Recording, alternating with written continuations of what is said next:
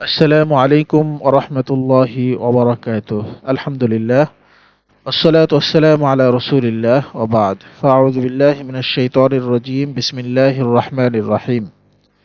يا أيها الذين آمنوا لا تدخلوا بيوتا غير بيوتكم حتى تستأنسوا وتسلموا على أهلها ذلكم خير لكم لعلكم تذكرون.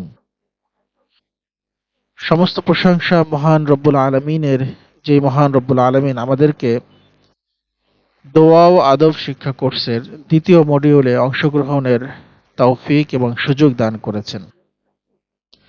দ্বিতীয় মডিউলে আজকের আমাদের আলোচ্য বিষয় হলো ঘরে প্রবেশের দোয়া ও আদব। ইসলাম মানব জীবনের প্রতিটি দিক সম্পর্কে পরিপূর্ণ দিক নির্দেশনা প্রদান করেছে। ব্যক্তি জীবন ও পারিবারিক জীবনের আদব এবং দোয়ার গুরুত্ব অপরিসীম। ঘরে প্রবেশ করার সময় কিভাবে আচরণ করতে হবে, কি দোয়া পড়তে হবে, এ বিষয়ে রাসূলুল্লাহ সাল্লাল্লাহু আলাইহি ওয়াসাল্লাম আমাদেরকে স্পষ্টভাবে শিক্ষা দিয়েছেন। আল্লাহ সুবহানাহু ওয়া তাআলা কোরআনের মধ্যে ইরশাদ করেন, ইয়া আইয়ুহাল্লাযীনা আমানু লা তাদখুলু বুয়ুতান গায়রা বুয়ুতিকুম হাত্তা তাস্তানিসু ওয়া তুসাল্লিমু আলা আহলিহা যালিকুম খায়রুল লাকুম লাআল্লাকুম তাযাক্কারুন।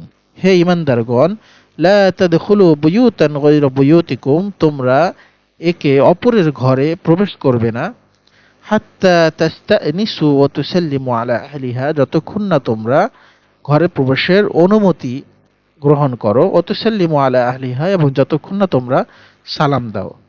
যালিকুম খায়রুল লাকুম, এটাই তোমাদের জন্য হচ্ছে উত্তম, লাআল্লাকুম তাযাক্কারুন, যাতে তোমরা চিন্তা ভাবনা করতে পারো। সুতরাং ঘরে প্রবেশের সময় দোয়া পড়া এবং সালাম দেওয়া এগুলো শুধু আদব নয়, বরং এটা আমাদের নিজেদের আত্মা এবং ঘরকে শয়তান থেকে নিরাপদ রাখার অন্যতম একটি উপায়।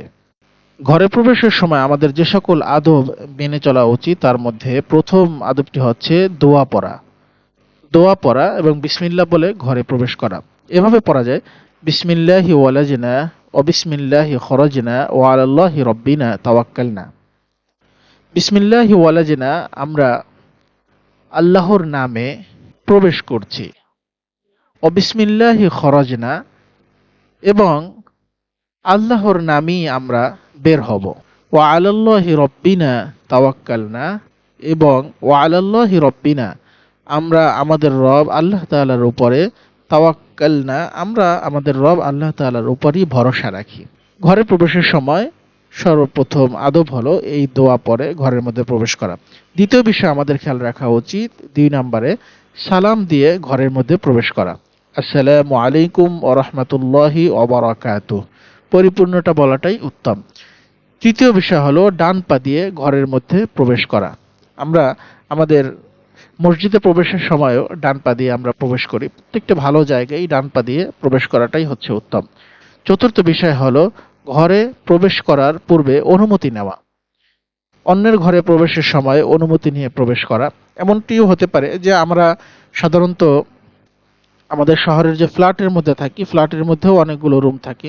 এক রুম থেকে অন্য রুমে আমরা প্রবেশের সময়ও এটা একটা সুন্দর আদব যে সেখানে নক করে প্রবেশ করা। দরজায় নক করা যেতে পারে, বাহির থেকে কাশি দেওয়া যেতে পারে।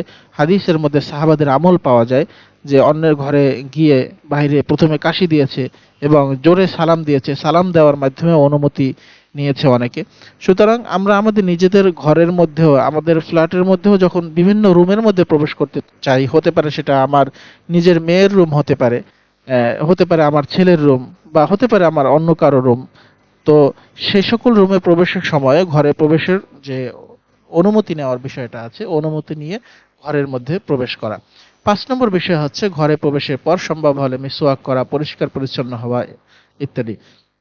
রাসূল আকরাম সাল্লাল্লাহু আলাইহি ওয়াসাল্লামের যতগুলো সুন্নত রয়েছে প্রত্যেকটা সুন্নতের মর্মার্থ এবং মহত্ব অনেক বেশি। ঘরে প্রবেশের সময় আমরা যখন বাহির থেকে আসি আমাদের শরীরে বিভিন্ন রকম জীবাণু থাকতে পারে, অপরিষ্কার অপরিচ্ছন্নতা থাকতে পারে।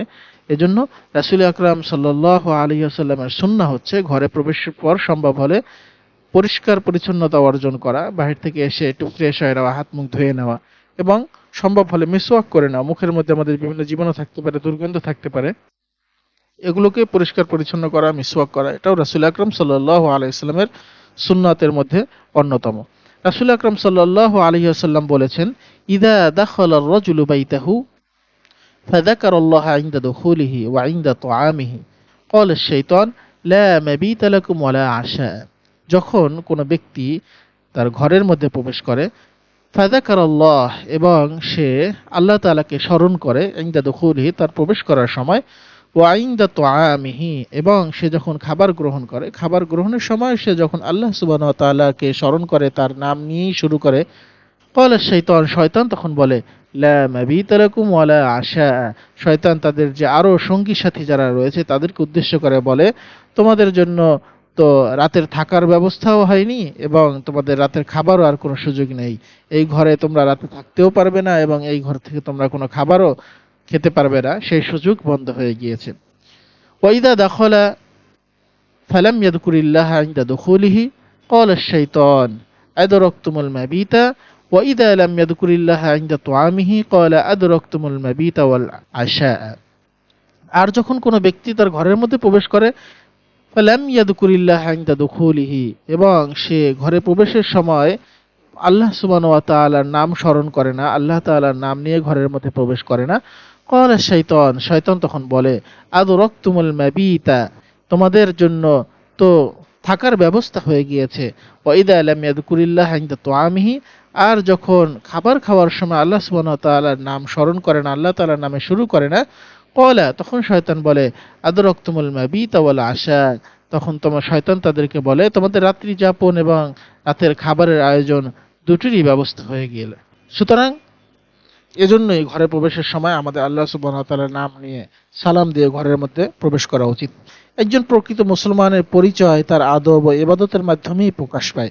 ঘরে প্রবেশের সময় দোয়া পড়া এবং সালাম দেওয়া, এটা অত্যন্ত ছোট কাজ, অথচ ছোট হওয়া সত্ত্বেও এই কাজের গুরুত্ব অনেক বেশি।